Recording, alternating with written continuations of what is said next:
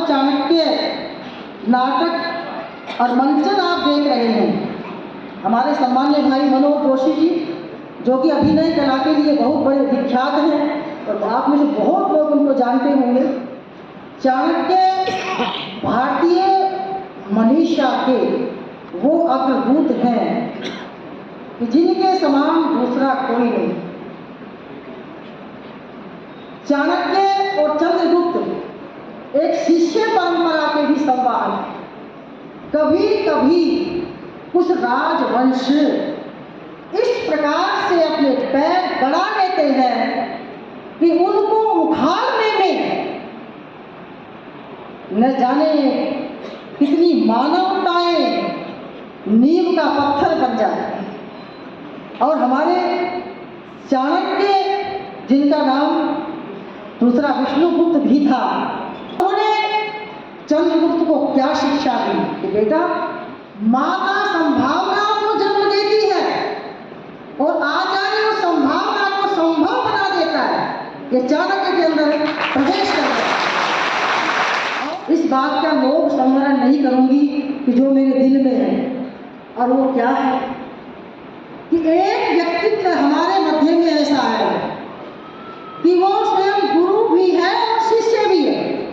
बहुत सारे गुरुओं ने शिष्यों को पढ़ा, परंतु उसके अंदर संभावना भी है, संभव भी है, वो गुरु भी है, वो शिष्य भी है। उसने आकर के ऐसे राजवंश को हिलाया, न जाने इसकी गहराई कहाँ तक पहुँचती और इसकी कहाँ तक हम इतना नुकसान की हानि को उठाते। और वो राजवंश आज कहीं देखने को नहीं मिलता और उसको उभारने वाले हैं हमारे यशस्वी माननीय प्रधानमंत्री जी मोदी जी। वेदों के अंदर सबसे ज्यादा, सबसे अधिक यदि मंत्र है तो वो राजनीति के हैं। जब राजा संसद में प्रवेश करता है तो वहाँ का पुरोहित, वहाँ की जनता भी उसको क्या कहती है, मैं आपको एक झलक दिखाती हूँ। यज्ञ में, हवन में इस मंत्र के माध्यम से आहुतियाँ प्रदान करते हैं और कामना करते हैं, प्रार्थना करते हैं। इतना सरल मंत्र है, आप उसको बिल्कुल आराम से समझ जाइए। मंत्र है ओम आत्मा हाशमंतरेधि ध्रुवस्तिष्ठा विचाचली विशस्त्वा सर्वा वांछन्तु मात्र राष्ट्रम अधिभ्रशत्। आत्मा आहर्षम, आप आइए, हम आपको लेकर के आए हैं, चुन करके लाए हैं, चयन करके लाए हैं। अन्य आइए, संसद में विराजिए, ध्रुवस्तिष्ठ है, ध्रुव होकर के बैठिए, अविचाचली, विचलित नहीं होना है। और आगे कहा विशस्त्वा सर्वा वांछन्तु, सारी प्रजाएं आपको चाहिए। और मात्र राष्ट्रम अधिभ्रशत्, आपके संरक्षण में ये देश नहीं झुकने पाए, ये देश नहीं मिटने पाए। ये इस मंत्र में कहा गया है, जिसकी हम आहुतियाँ प्रदान करते हैं।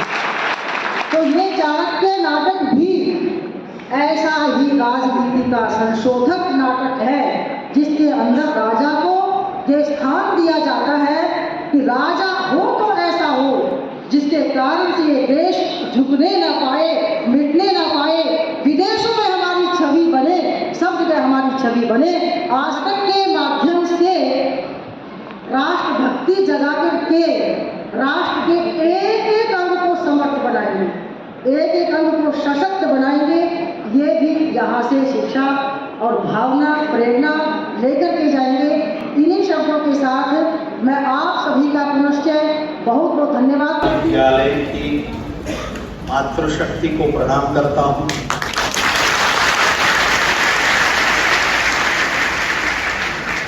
और जिनसे मिलकर बहुत प्रसन्नता हुई, गुरुकुल की अधिष्ठात्री महद विदुषी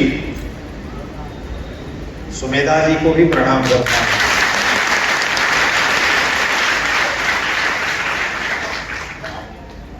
कितना सौभाग्य है, कल मेरठ में दिव्य प्रेम सेवा मिशन के लिए समर्पित चाणक्य नाटक का समर्पण मेरठ में हुआ।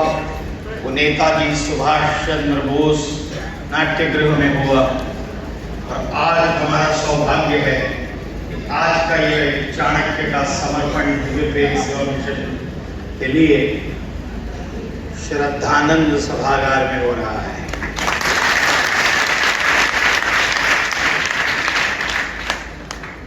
ये सुयोग है और सद्भाग्य है। मैं केवल दो, क्योंकि सुमेधा जी का अत्यंत ओजस्वी ऐसा भाषण मैं सुन रहा था पीछे, मुझे बोलने के लिए कुछ भी बचा नहीं है मेरे लिए। हमारे श्रद्धेय आशीष भैया जी के चरणों में वंदन करता हूँ, क्योंकि चाणक्य का मंचन मैंने 1793 34 वर्षों से कर ही रहा हूँ। 4 वर्ष इसका संशोधन हुआ, लेकिन किसी एक संस्था के लिए,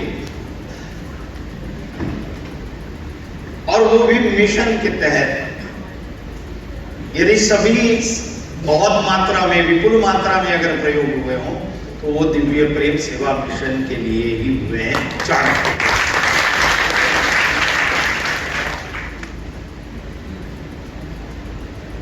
चाणक्य क्या थे वो बताने की आवश्यकता नहीं है, क्योंकि हम जिस गुरुकुल में हैं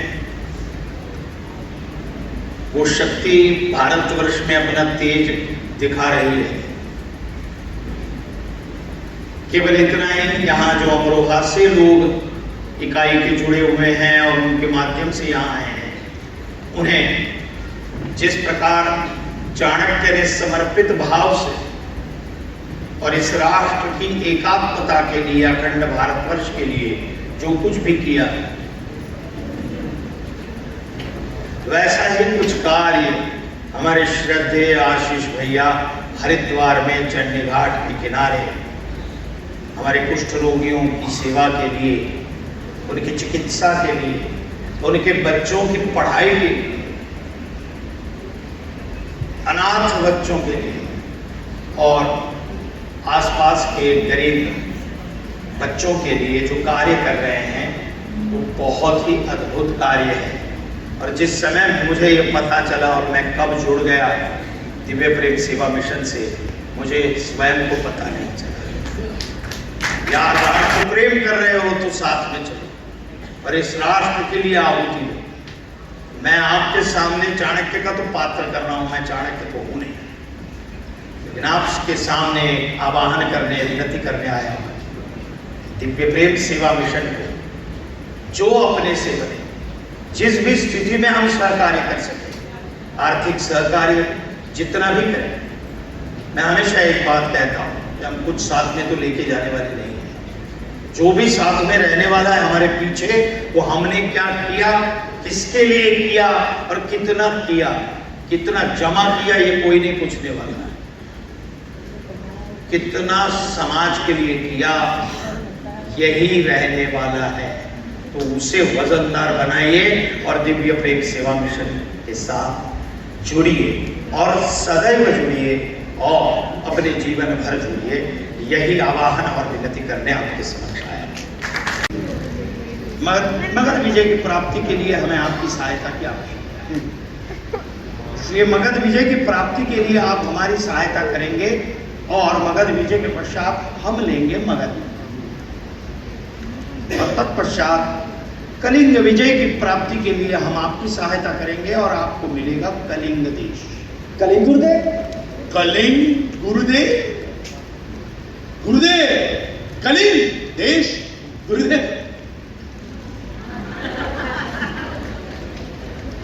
परस्पर भय पर आधारित मित्रता अधिक टिकती है महाराज। यदि महाराज चंद्रगुप्त के राज्य को आपके राज्य दोनों ओर से घेरे रहेंगे तो महाराज चंद्रगुप्त ही नहीं, उनके वंशज भी आपके विरुद्ध युद्ध करने का विचार कभी नहीं करेंगे, उनके वंशज भी।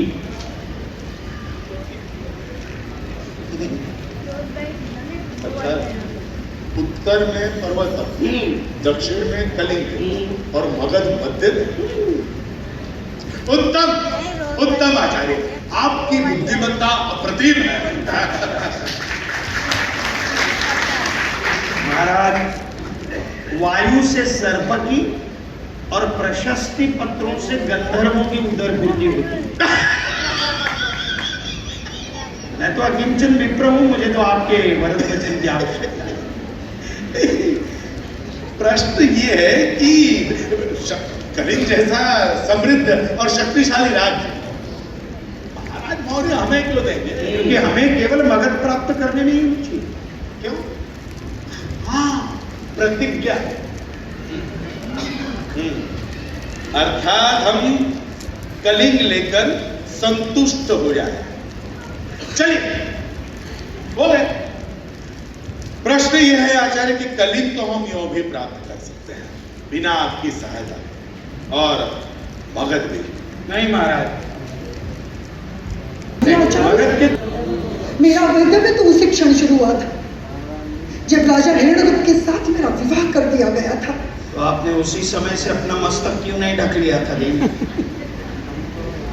धर्मराज को दे, मगध के महामात्य को मुक्त कर। आज्ञा गुरुदेव। तुम मुझे जीवित रखकर बहुत बड़ी भूल कर रहे हो चाणक्य। इस कृत्य का तुम्हें मूल्य चुकाना पड़ेगा।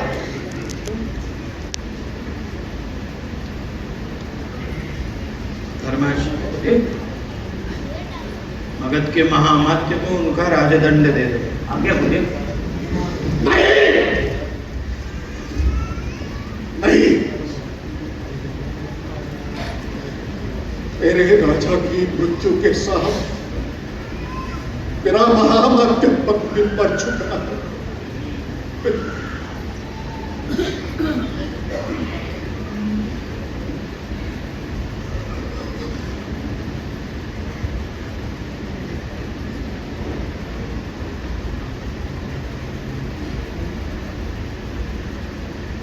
अब कब जानेंगे मंत्री श्रेष्ठ? कब जानेंगे आप? अब धनानंद के महामात्य नहीं है, इस मगध राज्य के महामात्य है आप।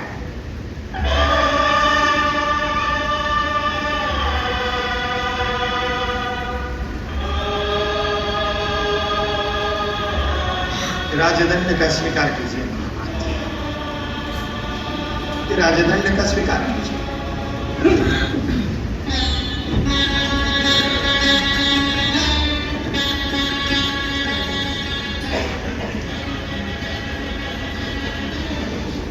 राक्षसाचार्य को उनके आवास में पहुंचा दो और आसपास में अपने सारे गुप्तचरों को भेजो। आज्ञा करिए। कुलदीप और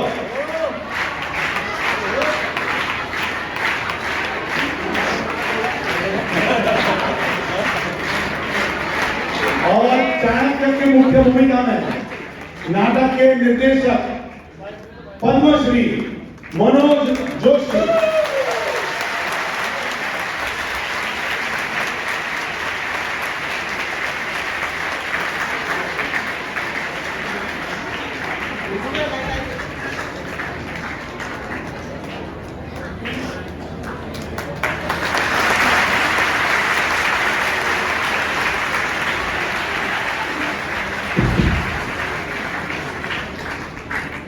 बहुत बहुत आभार। बड़ा दिव्य प्रयोग था आज का, और कहने के लिए नहीं कह रहा हूँ, छोटे छोटे संवादों को भी और उसके भीतर का जो गर्भार्थ है उसको भी जितनी सूक्ष्मता से आपने समझा है, मुंबई में भी ये दर्शक नहीं मिलता।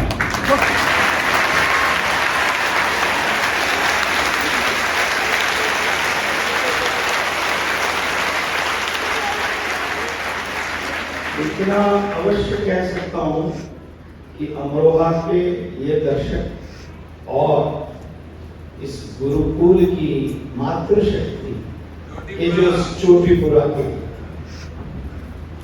वो इतनी अद्भुत है और इतने जबरदस्त संस्कार उनका जो सिंचन किया है वो आज दिव्य प्रकट हुआ।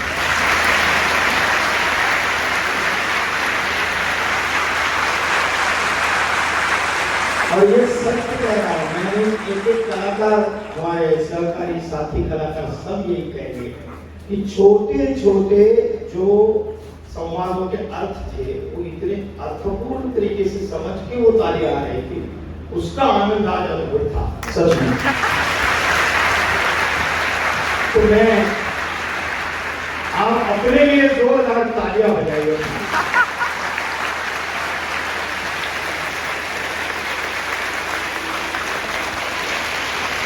और ये सारी आज की आपकी तालियां हम सब लोग घर पर लेकर जाने वाले हैं और प्रेम करके रखेंगे।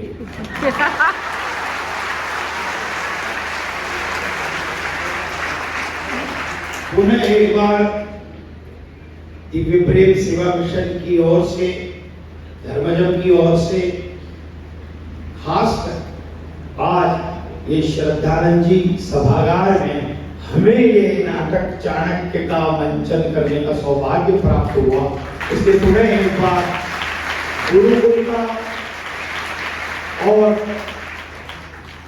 अधिष्ठात्री सुमेधा जी का भी मैं आभार प्रकट करता हूँ और हृदय से आभार प्रकट करता हूँ। और एक बात, आपके अंदर तो संस्कारों का सिंचन हो ही रहा है, लेकिन जो बैठे हैं उनको भी कह रहा हूँ और आपको भी कह रहा हूँ, ये नाटक हमारे लिए केवल नाटक नहीं है।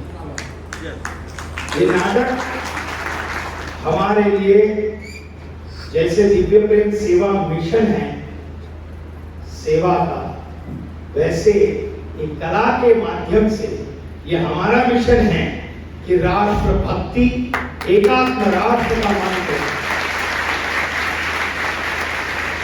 ये जन जन तक पहुंचे, ये हमारा मिशन है नाटक का।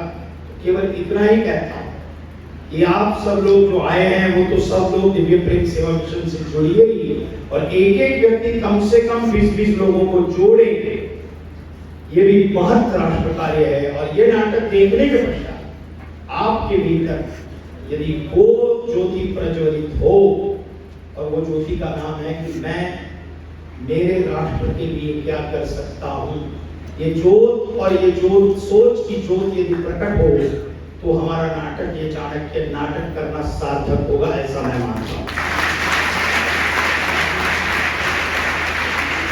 बहुत बहुत आभार।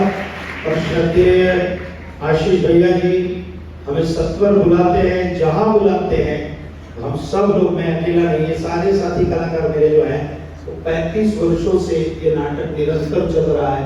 संजय भाटिया जी जो आए वो मेरे साथ 35 वर्षों से, और चारू जोशी। ये नाटक सुमेधा जी हमने शुरू किया था 90 में, 83 में इसका संशोधन शुरू किया। कौटिल्य अर्थशास्त्र से लेकर मुंशी जी से लेकर आर्य खंडों का इतिहास, उनकी 6 खंडों का, फिर सावरकर की, क्योंकि चंद्रगुप्त के बारे में बहुत सारे मत मतांतर हैं, लेकिन ये मत जो था वो मुंशी जी का और सावरकर जी का भी मत था कि सिस्टम का ही आदमी अगर खोए तो ही सिस्टम को भेज सकते हैं। और इसलिए चंद्रगुप्त का जो ये स्वरूप है वो बहुत मुंशी जी का और उनके कौटिल्य अर्थशास्त्र का, थोड़ा बहुत संस्कृत सीखने का मुझे सौभाग्य प्राप्त हुआ मेरे जीवन में, मेरे पिताजी के द्वारा। मैं पूर्व मध्य तक पढ़ा हूँ।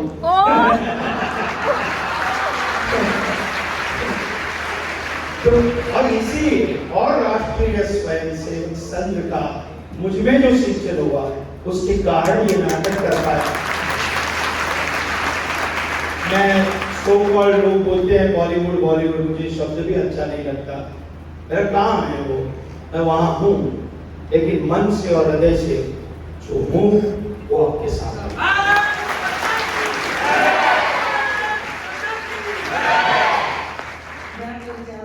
नहीं पा रही हूँ। सम्मान्य भाई मनोज जोशी और आपकी टीम को मैं वास्तव में हार्दिक बधाई देती हूँ। मुझे आश्चर्य हो रहा है कि सचमुच आपने जो एक बात कही कि हम ये नाटक केवल मात्र अभिनय के लिए नहीं कर रहे हैं। आपकी ये विचारधारा कितनी उदात्त है, कितनी महान है, और उसका एक प्रतीक है कि जो नागरिक संस्कृत नहीं पढ़ेंगे आपने कितनी बड़ी हिम्मत की है कि उनके मध्य में ऐसे संस्कृत निष्ठ शब्दों का बारंबार प्रयोग किया है। मुझे संशय हो रहा था कि ये सब कैसे समझ पा रहे हैं। हम तो प्रारंभ से ही संस्कृत पढ़े हैं, संस्कृत में ही जीवन है।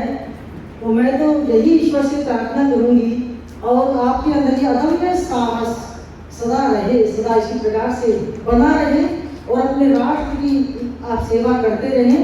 इन्हीं बात से मुझे ऐसा प्रतीत होता है कि वास्तव में केवल अभिनय के लिए, पैसे के लिए तो है ही नहीं, अभिनय के लिए भी नहीं, आपकी सचमुच राष्ट्र सेवा सराहनीय है कि आप ऐसे युग में जहाँ अंग्रेजी का बोलबाला है वहाँ पर आप संस्कृत को इतना बढ़ावा दे रहे हैं, इतने संस्कृति से प्रकट कर रहे हैं। इसका मैं बात नहीं है, मैं केवल पंडित कविराज विशाख दत्त के शब्दों में आपके लिए यही शुभकामना करूंगी।